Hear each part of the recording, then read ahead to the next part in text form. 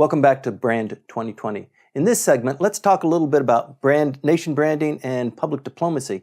Nancy, you've been at Kyoto University of Foreign Studies now for almost, 8 months? Since April, I've been teaching there. So I just finished my first semester as public diplomacy professor.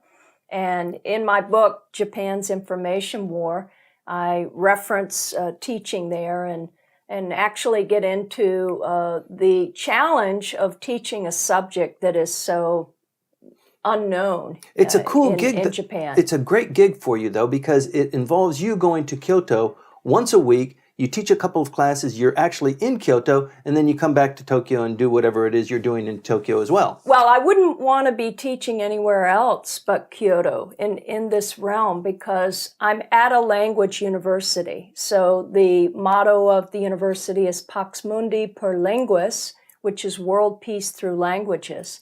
The students who are attracted to it, and they have a considerable number of foreign students, already really are oriented toward globalization and globalism and global citizenship.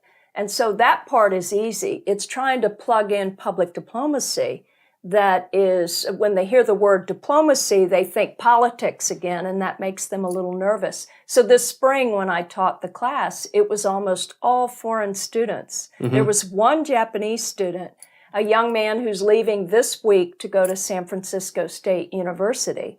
And a shout out to Yuya. I told him he was so terrific in the class. He was a natural. He wrote beautiful English, and he was quiet in the class, but he took it all in.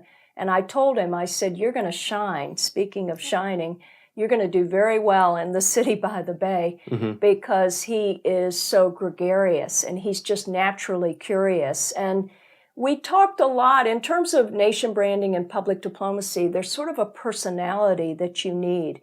You need to always be curious. You need to be an active listener. You need to be a very good observer. You need to be culturally sensitive, but not to the point where you feel like, oh, I better not say this because it might be offensive. Right. You still have to communicate and get things out on the table.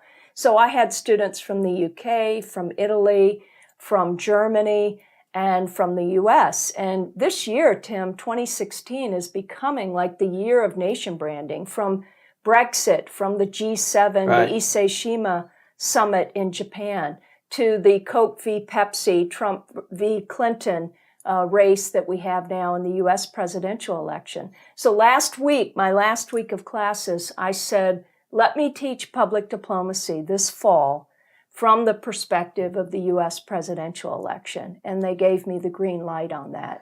So obviously, this is one Japanese university that gets it, the value of this, because we'd like to see 100 students in there, or we'd like to do YouTube videos. Video conferencing is what we anticipate. And we already have TEDx Kyoto that takes place at our university.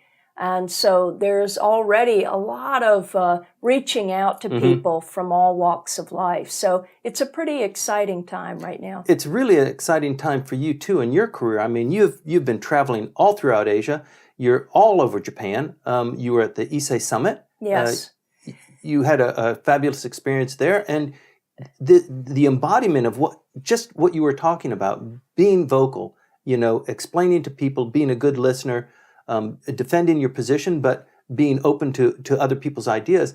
This is so appealing to other people. And so when people hear you speak publicly, they're so drawn into the message that you have about public diplomacy and how Japan portrays itself through these vehicles of, public ambassadors. Well, I feel like I've only made a very small difference, and I'm just beginning.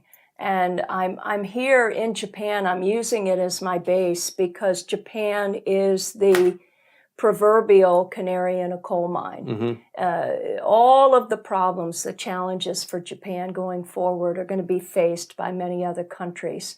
I don't want Japan to be forgotten. I think it's a very key ally to my home country, but even more so, I think that there's a need. This is a great sort of case study country in that there is so much talk from the top about engaging people globally, and I'm trying to do it more at the grassroots to kind of meet in the middle to say, okay, by engaging globally, what does that look like? What does that person do?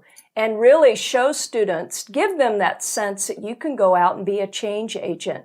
And you may stay in Japan or you may travel. I mean, traveling is still such a luxury, and I realize that. I think I take it for granted, but even traveling throughout Japan, I've been given opportunities now to go to prefectures to help local government officials figure out how they can better tell their story within Japan and also to the world. And it's very, very challenging. So I go and I do a lot of listening to what they're currently doing, and then I'll tell them whether or not it invites me in or whether I would think it would invite other foreigners in. And I remind them again, my role is to do outreach to that 1.5 billion number of people who are actively studying English as a global language. And so, with Japan, you've got about 123 million people here who are native Japanese speakers, 3 to 4 million internationally studying Japanese. So the Japanese who want to go global, they're going to have to study English. There's no getting around it. And I gave an exam last week in my international relations class, and one of the questions was about English as the national official language of the U.S. True or false? They all said true. It's absolutely false. We have 400 languages spoken in the U.S. We're the most diverse country in the world, and yet English is the dominant language, of course. But it's English as a second language that is the most dominant language. So I tell the students, learn other languages, but it's not just about language. It's about really acting as a cultural mediator. And that's what we dig deep about. One of the biggest dangers that policymakers have is by portraying reality as something that's the message and the reality don't match. And we run into this all the time when we're talking about public diplomacy and how to have the reality match the storyline. And for example, with Cool Japan or Cool Biz or Omotenashi, these resonate, but sometimes what it actually means, what it physically means to normal people is something of a mystery. Yeah, and I think good public diplomacy is still about building good relations, and that takes place over a long term. So you can have crisis communications, which is very urgent and sudden, and you probably would use a lot of mass media in that campaign of public diplomacy. But if you look at how the U.S. has gone up and down with its reputation in the world, right after 9/11, we used a lot of mass media to reach, millions and millions of Muslims around the world because President Bush wanted to communicate that the war on terror was not a war on Islam. We've seen how that went, though, when you were invading Muslim majority countries. It's all very complicated. But what I hope is that people will, in a spirit of mutual understanding and mutual learning, talk to each other more, because what I'm seeing with a lot of politics now is sort of a divide and conquer, and people are not communicating across this divide. They're engaging in enemy imagery, and it's turning off young people. They don't want to go into politics. Right. It seems to me that the major challenge that policymakers have in Japan is, number one, engaging women in the workforce, because they don't want immigration to come in and fill the jobs that need to be filled, but they do have a huge resource here that's just underutilized. And the second one is how we can get the Japanese economy kick-started again by giving people hope and confidence and a vision for the future. Yeah. That really comes from the top. I agree. I think with Womenomics, it might help to sort of pull back a little bit on the rhetoric, because I feel like a lot of women and men feel enormous pressure from this directive coming from the government. And I would sort of step back from that. Yeah, exactly. Yes. Who wants to listen to that all the time?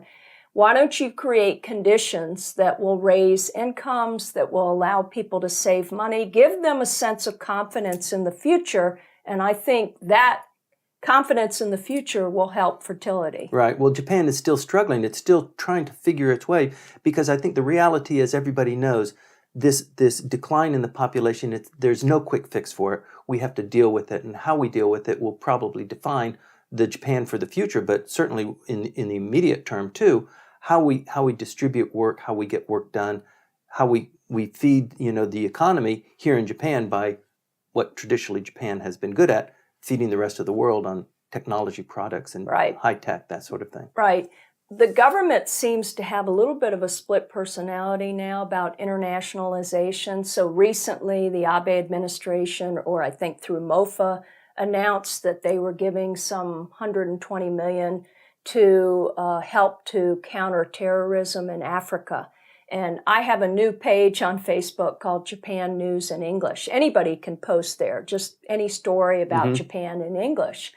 And I asked the question, though, with that giving of aid, is it taking away from what they could do for the Japanese people here at home? How many of the Japanese people have that concern about countering terrorism in Africa? And what is that linked to? What is the overall objective for Japan in Africa? I think it would probably have more to do with China. It's a little bit of power politics there.